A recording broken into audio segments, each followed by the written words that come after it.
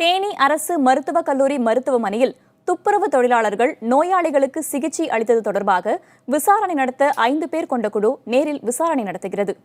புதிய தலைமுறையின் கள ஆய்வில் கிடைத்த தகவல்களின் அடிப்படையில் சுகாதாரத்துறை செயலாளர் விசாரணைக்கு உத்தரவிட்டிருக்கிறார்.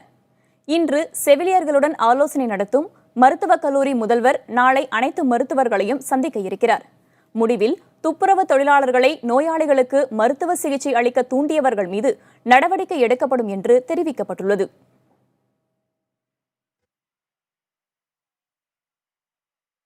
புதிய தலைமுறையில் தேனி மருத்துவக் கல்லூரியை பற்றி அந்த இது செய்திகளுக்காக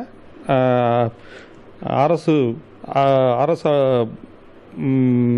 செயலர் அறிவுறுத்தலின்படி நாங்கள் தக்க நடவடிக்கை எடுத்துக்கொண்டிருக்கோம். அதற்காக ஒரு குழு அமைத்து மேற்பட்டு செவனையை செய்து இந்த மேலும் மேலும் எந்தவித செயல்களும் நடக்காமல் இருக்கிறதுக்கு தக்க நடவடிக்கை எடுத்துக்கொண்டிருக்கிறோம்.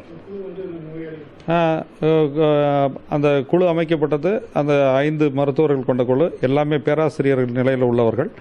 அவர்களை அமைத்து அவர்கள் நேராக சென்று எந்தெந்த வார்டுகளுக்கு சில